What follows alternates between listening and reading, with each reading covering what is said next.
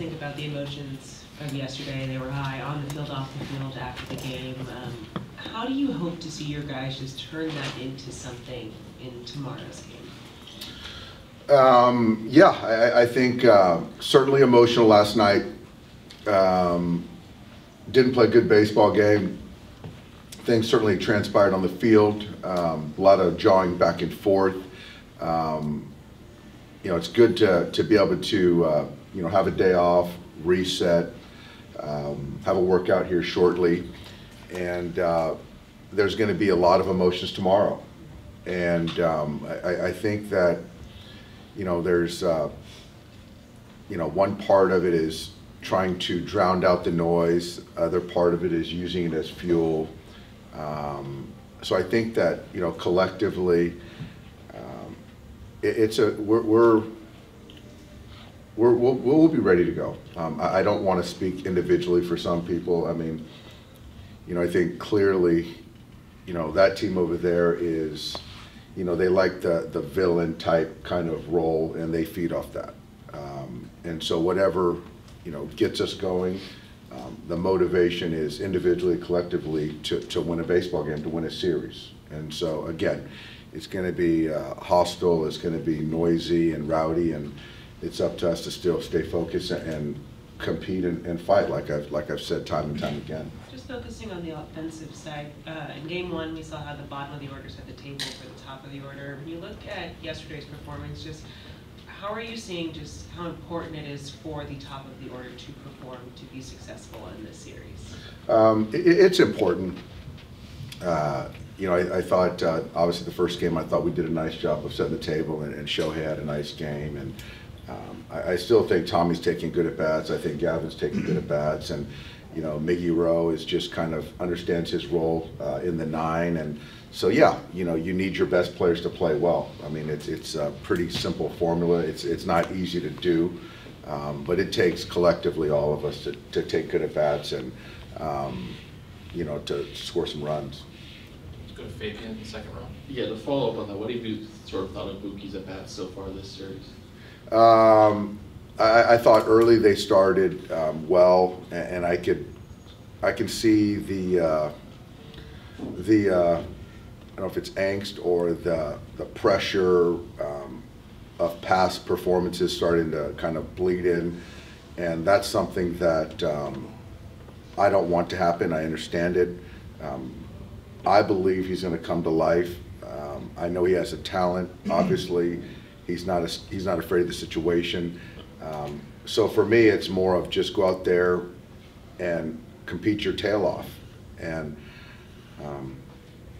so yeah, I mean, I think again, the last few, I think that there was something that's sort of bleeding into the mindset, which it's up to all of us to make sure that he's in a good headspace to go out there and compete and not get too worried about each particular at bat. Is that a thing where you have to kind of like pull him aside and sort of like reinforce that with him? Or? I'm gonna have a little conversation with him, and the fact is that you can't change the last X amount of postseason games, and I understand the burden that a player might have, but all anyone is concerned about is right now, and so how best prepare yourself mentally for tomorrow night and the first at bat, and so that's going to be basically my message. And and the funny thing is that it's not about, and you look at postseason performers, it's not that they overperformed their career stat line in the regular season. What they've done is that they kind of do what they've done in the regular season,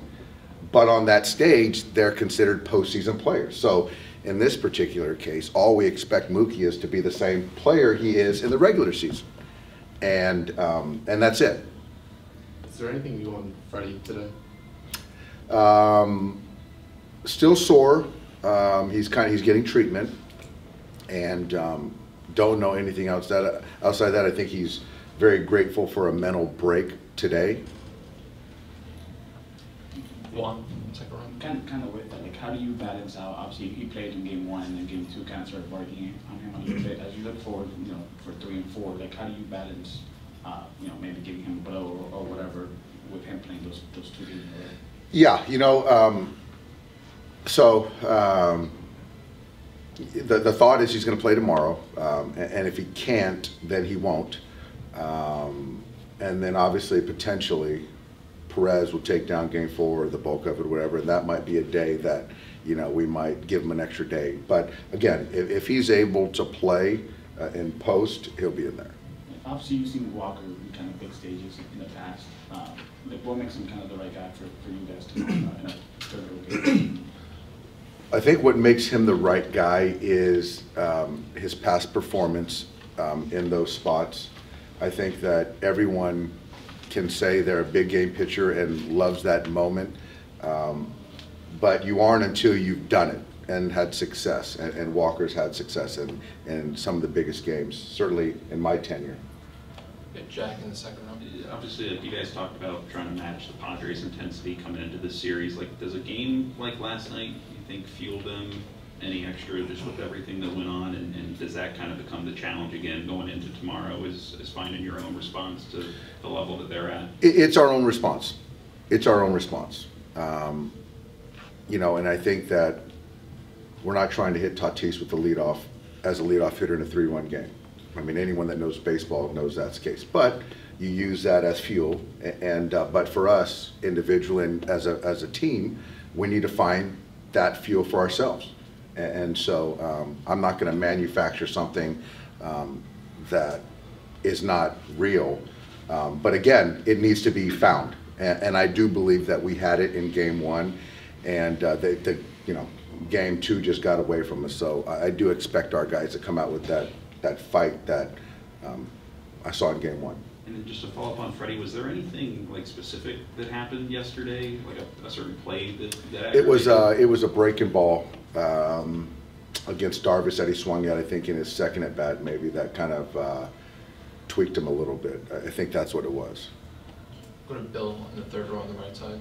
Yeah, getting back to Mookie, it sounds like you're acknowledging that the narrative about his post-game struggles is getting to him a little bit. Is that fair? Is that accurate? Yeah, I think so. I think so, but I think that's natural. But I think it's up to, you know, him, most important, myself, and, you know, just to be himself. But I think certainly, I mean, there's been a lot of talk of it. He's mentioned it himself, and for me, it's 2 games, and it's, you know, 4 or 5 official at-bats. And so for me, it's I just don't want to get too caught up in that, and most importantly, for him to get caught up in that. Given that you don't know how much you might or might not get from Freddie, how essential is it then that Mookie turns this around?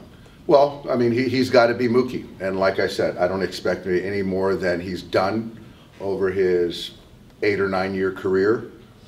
And it's also up to the other players to chip in also. And so, again, all my ask is for the guys to be what they have been, what they've shown throughout their careers. Dylan in the second row on the left side. Dave from here. Obviously for Buehler, it's been kind of an up and down road to get to this point. Where was kind of the low point, you think, for him, and how do you think he kind of dug himself out of that to get himself to the point where, you know, he pitched as low as he did in that clincher? I think the low point, I don't know where we were at. I don't know if it was Denver or wherever, and I mean, I don't even think he got through 2 innings, and then that was a time that we ejected, and he went, you know, to kind of figure some things out. There was a lot of self-doubt. There was some physical things that were, you know, adding to that.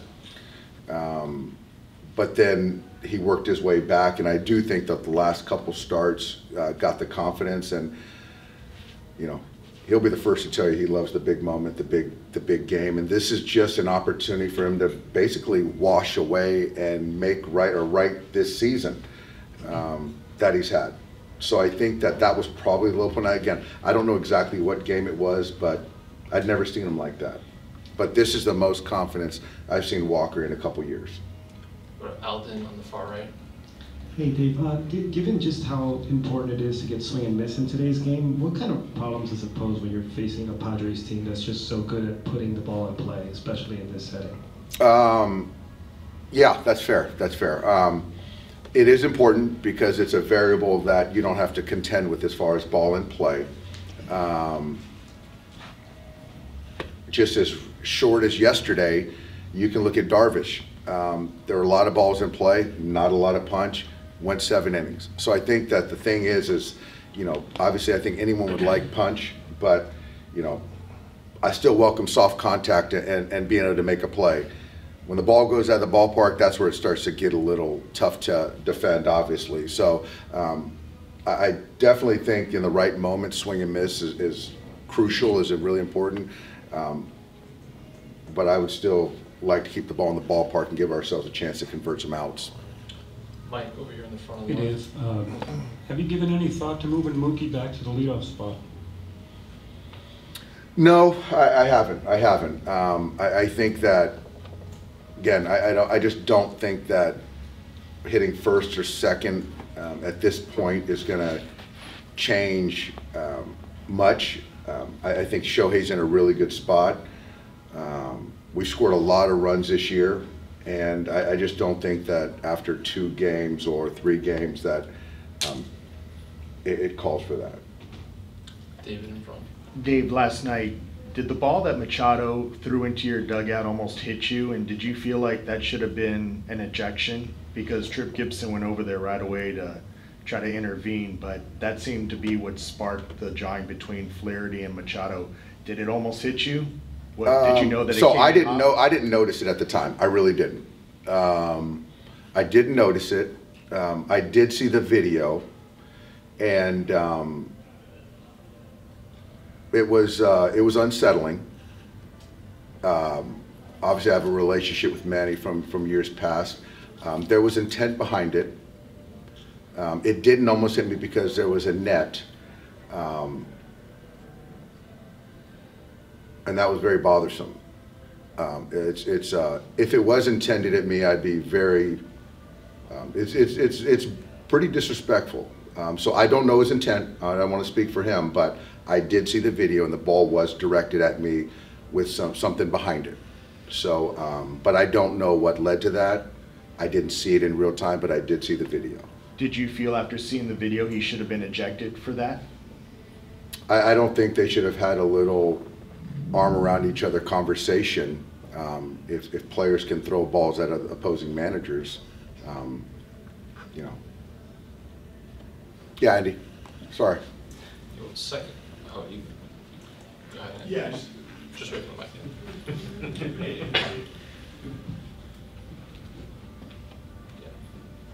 Just, you said that you felt the ball was directed at you. After I saw the video. Did you have any dialogue with Manny before that?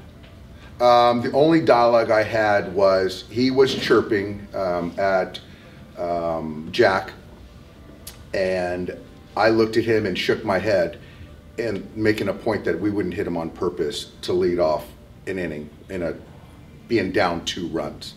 And again, the point being is I think he's using it as fuel. As a baseball person, anyone understands that you don't do that intentionally, put the leadoff man on base. With 3, 4, 5 coming up behind, it just makes no sense. We'll take 2 last ones. Second row here. Dave, with the intensity of this rivalry, you're mentioning what you saw in the video, you mentioned the Padres like that villain role. How much pressure is on you and the team to make sure you guys win Game 3? Well, I think there's pressure on both teams. It's a very important game. It's a very pivotal game, and so, I mean, it's nothing new. It's an important game, and so we're both going to do everything we can to win this one. Finish up with Barry. Just a few quick questions to wrap this up. So getting back to Freddie, if he can't go tomorrow, would there be any thought of taking him off the roster and replacing him? I know then you lose him for the next series too. So with that, Barry, there would be no thought of taking him off the roster for that reason. Okay, and then wrapping up everything from yesterday, with Manny, with Tatis, and Profar goading on the fans, a lot of this, the Padres kind of like promulgated. What do you think of all that? What's the place of that? You know, how should that be handled? Well, I thought that Al Garcia's team did the best they could, kind of trying to keep these things in order. Again, like I said last night, Barry, it was an unfortunate situation. It's about emotions, and I do know the players just want to play baseball, and the fans want to cheer for their team. So I've never seen anything like that in Dodger Stadium, and I'm looking forward to playing game 3. All right, thanks, Doc. Thanks, guys. See you Yep. tomorrow.